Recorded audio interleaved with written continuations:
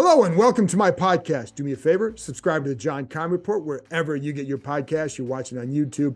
Hit that like button, hit that subscribe button. You can find us there as part of Empire Media, AMPIRE. Always much appreciated when you tune in. Today, it's just me and you once again. I hope you can handle that.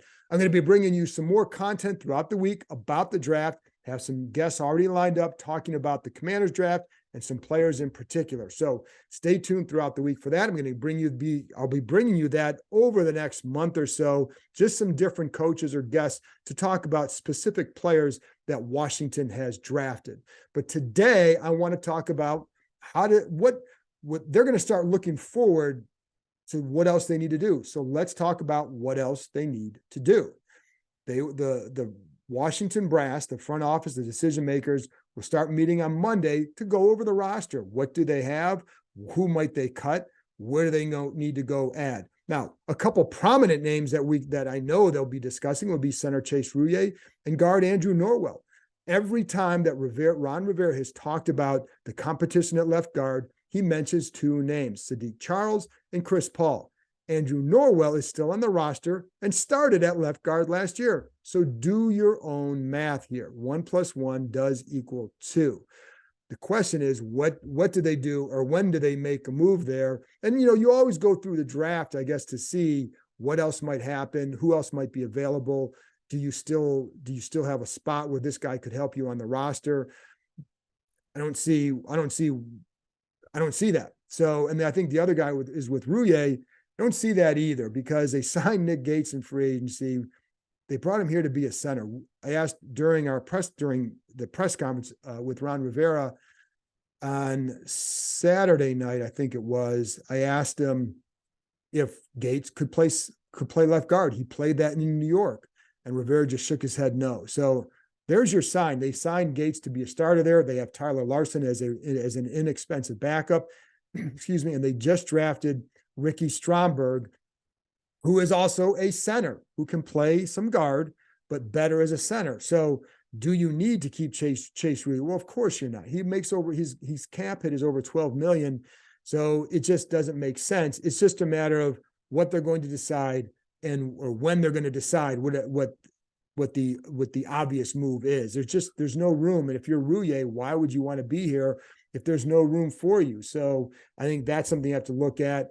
And I think the same thing for Norwell. I think that you can clearly, if you listen to the coach at all, you know what your future is here. So but some of that stuff will start to be decided on Monday when these guys start to meet again. Then whenever the subsequent moves are made, I don't know the timing of that. Sometimes it could take a week or two, because again, you still want to see how maybe some of these rookies look when they come in for mini camp, or even maybe the first wave of OTA practices. But I think we all know what's going on here. So I think it's just a matter, just my 2 cents. It's clearly obvious that it's just a matter of when, not if. Now, what positions what I'm going to do now is start going over by position, but what positions might they look at? Well, the obvious one is linebacker. They still need a linebacker. They did not draft a linebacker, or none who can play off the ball linebacker. So that's still a need, because they went into the draft. That was a position that they would like to have found. Now, you can't get everything. We heard that last year. I know that, and that's actually true.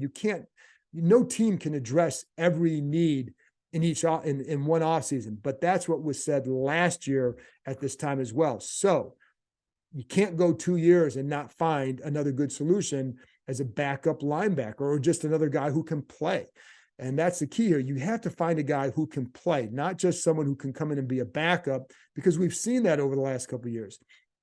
You want to get somebody in here who can play when needed, and someone who could project to be a starter if needed. And so I don't know who that guy would be. I think the key here is, what do other teams do? Because just like Washington is going to be cutting guys, so will other teams. Remember, that's how this team got Charles Leno a couple of years ago, and he turned out to be a solid starter in his first year, and he had a solid start last year, and then kind of an up and down finish. Could he be helped by improved left guard? And well, of course, I think, yeah, of course. But, my point is, they got him a starter in May, because the Bears made a move and cut him. and Washington brought him in. They traded for Eric Flowers a couple years ago, right before the draft, because Miami knew that he didn't figure in their plan. So this team picked him up and benefited. So you can make moves in addition around this time, in addition to the draft, to bolster your roster, but you've got to do it, because you can't go another year and say, well, you just couldn't find a guy. See who gets cut and see what you need to bring in. Now, they did sign Cody Barton. He could be an ascending player. I am curious to see how he is. He's going to be playing behind a better front here than he did in Seattle. And how much will that help him? You saw some of his play improve at the end of the year, just in terms of how quick or fast he was playing at the end. But it's hard to say what kind of impact he's going to make here. So find someone else here to bolster that position along with Jamin Davis. And I do think Jamin Davis's growth here is also another key. He took a step last year. What kind of a step does he take this year? When he was at Kentucky, there was a process. And by the end, he became a really good linebacker. Will he take that same step this year for Washington? Well, they kind of need him to. And, there you go. But you still need to find another guy. And I know that's on the list. I know it was on the list going in the draft. Again, they only had 7 picks. And after a certain point, you look at your roster and say, is this guy better than the guy that you would, will he make the roster? So is he better than a Milo Eifler or, anybody else on the roster beyond the starter? So, but you got to find one, because you don't have enough depth there, and you can't say that you couldn't find a guy, because it's been a couple off seasons now where you could build more depth, and you haven't done that.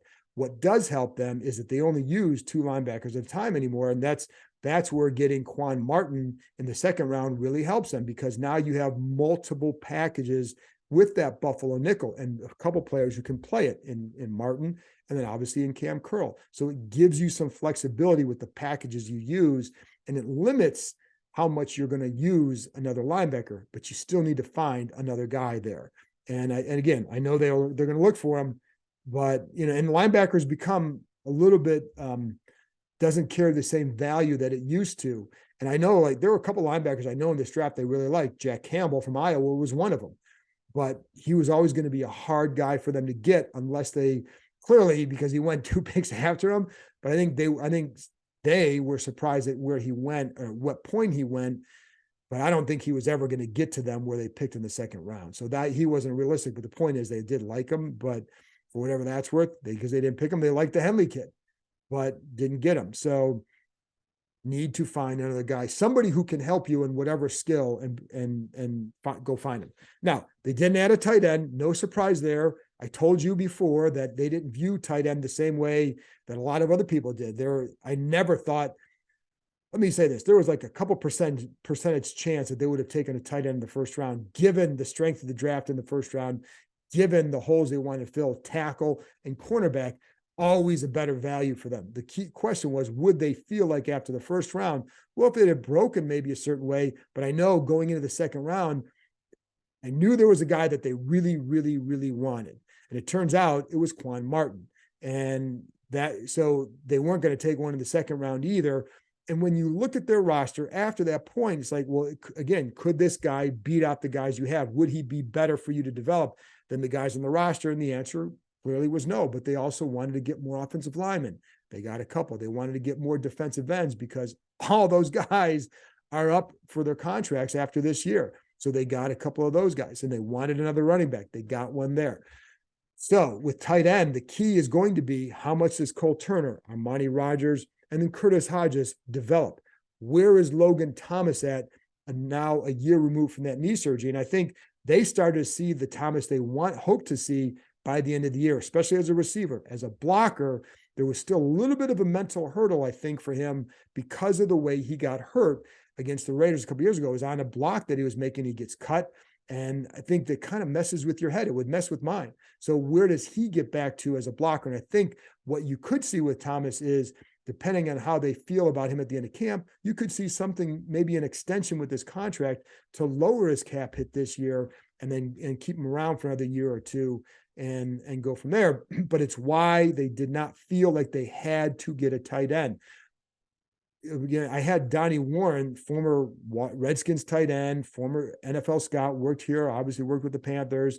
But I remember talking to him for the podcast last summer, and that guy raved. Again, former NFL tight end, but raved about the young tight ends that they had in the roster. This is before training camp. So I know that they feel like they have guys they can develop. And again, Rodgers did a nice job as a rookie playing the position for the first time. Where does he get to this year? You would expect him to make a jump. Cole Turner was a standout performer in the OTAs and then in early in training camp until he hurt his calf. And that really messed him up because it not only, it kind of slows you down and you're not quite 100%, but it also messes with you with the playbook and what you have, where your comfort level in the offense. So where does he get to? He's got to take a step too. And then again, Hodges, I know they really liked him as well. And you still have John Bates. So that's why there was no tight end added in the draft. Again, maybe if Sam Laporta, if he had fallen to them and they didn't have someone else to like, I could have seen that, but that didn't happen. No quarterback, a little bit of a surprise only because that I thought, you might bring in somebody or draft somebody to compete with Jake Fromm in training camp. Can still bring in a guy, can bring in an undrafted guy. Maybe they're, that would make sense. I would say maybe a low cost vet, but I don't know that you necessarily would want that. But I do think they would bring someone else in to compete for that third job, assuming they keep 3 quarterbacks. And if nothing else, they can keep Jake Fromm on the practice squad because that's basically where he spent his career. I'm not making light of it. It's just that's how the level of player is. So you would have a third guy in your system on the practice squad if something happened.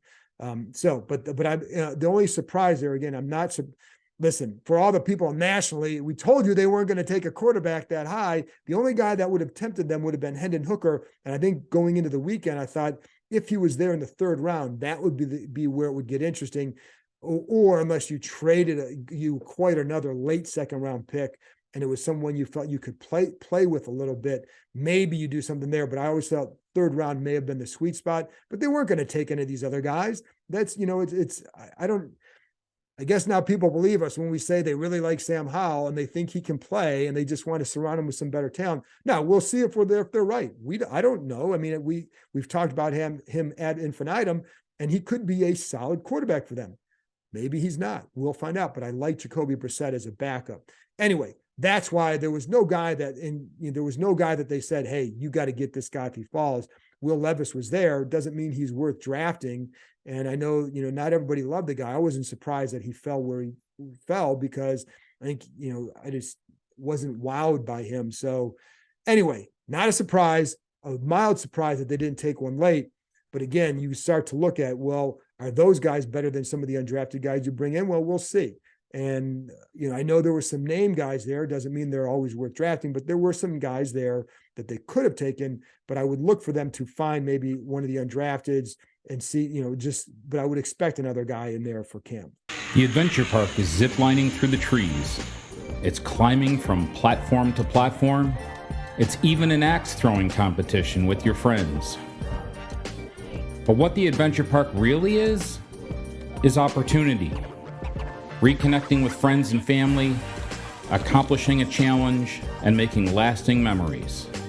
So book your visit today and choose your own adventure. Running back, they got Rodriguez. So you have 5 guys with legitimate shots at a roster spot. Obviously, Robinson, Gibson, Rodriguez, Jonathan Williams, and then Jarrett Patterson. So could you do something else there? Maybe, but they like Gibson's versatility. He can fill not necessarily a true third down. I don't want to call him just a third down back because he can do a lot of it, but he can handle that role. And I think they feel like Rodriguez can develop into a guy who can handle that role. And I told you that, by the way, if you want to go listen to my scouting report on the last 4 guys drafted on the third day, go listen to the Saturday podcast where I talk about Rodriguez and why they like him. But a part of it is they feel like he can definitely develop into a guy who can handle being a 3-down back because of his pass pro. And they just feel like route running, they can work with him on and help him improve there. Anyway, and also keep in mind that some of those backs in college, they don't handle that role because they're the primary back for their team. He was a primary back in Kentucky, so he didn't have to be that guy. And so it's not unusual that they come in the NFL and can progress and develop in that role. Offensive line, folks, that's where we still have some questions. Who is going to be the left guard? Does anybody know? Raise your hand if you do, because I don't. Now, we know, we already went over the Norwell thing, but we know it's Sadiq Charles, Chris Paul. Those are the guys that Rivera always mentions. But could you go do something there? Yeah, sure. I think you have to look for more help there, because you have a couple options, just like you had going into the draft. You could, if you found, let's say a right tackle is released somewhere, because there were 4 tackles drafted in the first 15 picks or whatever, 16, 15 picks. Somebody could be coming free. Could this team go out and get them? Perhaps, because then you still have it's the same thing they're looking in the draft. If you got a tackle, now you can move Andrew Wiley to left guard. And now you're set there with your offensive line. And then it's in a good situation. You have veterans, that you have veteran there, and you have Sam Cosmi on the right side, for the first time, but certainly a guy that they feel can play it. So I do think that's an area you can look at, but they have a lot of linemen now. So it'll be interesting to see what they do and how this shakes out. Braden Daniels, I know they feel can be can develop into a tackle. And there, he had some games in his film where he looked pretty good. You see the athleticism. You have other games where you see it, you look and say, he needs a lot of work with his footwork, but how much is coaching going to help that? Well, it should help a lot. And it better help a lot, because it could give them someone who could be a solid tackle down the road. And I say down the road because it's not going to happen right away. But, and so could he play guard? Well, I think they really want to try him at left tackle or a tackle first. They really like his athleticism out there. That's why they feel he has a shot to develop there. But again, it still means we don't know the left guard situation. Ricky Stromberg, more of a center. Again, Daniels, I just told you. So I think that's a spot that you can watch. How does that unfold? But they have options. You could go get a tackle. You could go get a guard. But listen, they got, they need to do a better job finding their guards than they did last year. So they did not adequately address the line last offseason. And I hope for their sake that they learn the lesson that you can't punt on some of those spots. Now, it is funny because there are differences of opinion with guards. I remember Mike Shanahan used to always say, you don't win with guards. But now in their offense, it was different, because the way they did it, you're obstructing as much as anything. And that style of offense really kind of negated what some guards couldn't do, right? Or it helped limit some of their flaws or reduce some of their flaws. But in this offense, I do think that one of the things, and I've told you this with Sam Howell, because he's a shorter quarterback, that you want to develop a good wall in front of him. Now, you're not going to always get a perfect pocket. That's never going to, you can have obviously better days with it, but you're not going to always have the perfect pocket. So, that's just not going to happen, but you can build a more consistent one. And the way, again, I'll go back to the New Orleans model with Drew Brees, because they talk about it. And it started with some of that interior blocking to give Brees better lanes to throw through. And I think they need to do that with Howell. So that's why I think that, could that be in play? Sure. And I think we'll find out more about that over the next few days and give you some updates on that as well. Because I don't know for sure, but I do know that it would have to be on the list, right? It just, you should look at any spot where you can upgrade. Defensive line, good shape there. I think they've got depth now. They drafted 2 ends. They got a lot of guys who can play inside. All right. So we don't need to spend a lot of time there. I think you guys get the point. The linebacker already talked about. Defensive back, Kendall Fuller. What do they do with him? That'll be on the docket for tomorrow as well. Now, do they have to make a move with him? No. Now, on the other day, I was told it's a little bit too early to really start going down the road with what does it mean for Kendall Fuller. What we know is he has 1 year left on his contract. We know that they would save $8.5 million by releasing him. We also know that they drafted a corner in Emmanuel Forbes, who's not coming in here to be a third corner. He's coming here to start. They like Benjamin St. Juste on the outside as well. And then they also drafted a guy in Quan Martin who has experience playing in the slot at Illinois. Now, he's obviously a safety. He's going to be some of that Buffalo nickel. So how many roles are you going to really put on him? It could be, listen, and I don't know this to be true. It's just me thinking out loud here. They could just see well, you want to limit how much you're going to ask him to do right away. So maybe you limit him to safety, Buffalo nickel. But again, he can play the slot. So, how much responsibility you're going to give him. But with that Buffalo nickel role, as I told you, Cam Curl obviously plays that, but I think they want to limit the wear and tear on him. So what Martin does is gives you some flexibility with your packages, because you can use a three Buffalo nickel set with him there, Buffalo nickel set with Cam Curl. They can both be on the field at the same time, and maybe a team doesn't know what's going on, or you can disguise a little bit better. I like that kind of stuff, because it really will be interesting to watch. They started to do a better job last year defensively, when I think, especially after William Jackson was cut, when they started being able to disguise better. And I think Martin gives you that ability. Cam Curl gives you that ability. It adds to what a defense can do. You go back and I don't know. It's fun to watch when you can do that. And I think this defense will have that ability. And one thing I liked about Martin when you watch him on film is he's a good communicator. Now, how much can he do that right away here? Asking a lot for a young kid, but it is in his DNA. Anyway, back to Kendall Fuller. So sorry about the sidetrack, but the whole point is that there are some options there, and there are some reasons why he wouldn't necessarily, he's certainly not going to be a starter here. But what if they could always determine that, there's still value to him here with a lesser contract, but there's still value to him because maybe they want to limit some of what Quan Martin has to learn as a rookie. So you would still want another corner there. Also, corners get hurt. So do you really want to give up some of if it's quality depth? Going into the draft, I know they felt like Kendall Fuller had another good year as a starter ahead of him. Again, 1 year left on his contract, so it makes sense. He's only 28. You don't have to, he's not some old guy, and he's a very good, smart zone player. So I would be reluctant to just kind of discard him, because I think he still has value to you, more than like a Norwell or a Rouye, because he's in a different spot and he's not coming off injuries or anything like that.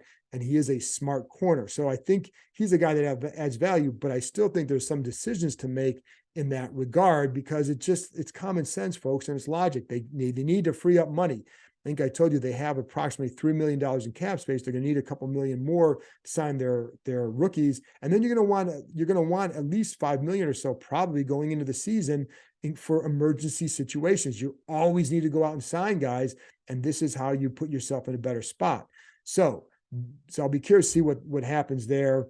And, I think it's when you look at the safety and corner position, the defensive backs position, they sometimes keep 10 or 11 guys, and you start doing the math, and there's, depending on what they think of the wild gooses and all that. I mean, Fuller is obviously better than them, but it's like, what's the value? What about special teams and all that? But you can look at it right now, St. Juice, Forbes, Quan Martin, Cam Curl, Percy Butler, Derek Forrest, Jeremy Reeves, Cam Danzler, Christian Holmes. There's still room for Fuller if they want to keep him, and then if he's okay with a different role than what he's had, because you're not bringing Forbes in to be a third corner, and St. Juice is going to be, they like him outside.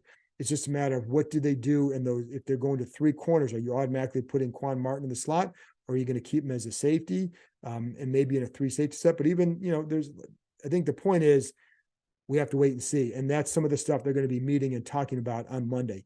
Anyway, folks, I just wanted to give you a quick rundown on the roster. There's nothing new. Obviously, they're not bringing in a punter, no lone to long snappers, but I do think at some point they should bring in a kicker as well and have some real competition there. I think they should, but sometimes when you have 90 guys, you're limited to 90 guys. Some teams are reluctant to do that, but I think they should. So anyway, that's just my 2 cents, and we'll see if they do. Anyway, folks, that's it. That's all I have. I'll be back with another episode Tuesday night / Wednesday morning. Have a guest for you. Going to be talking Manuel Forbes. So stay tuned for that, and talk to you next time.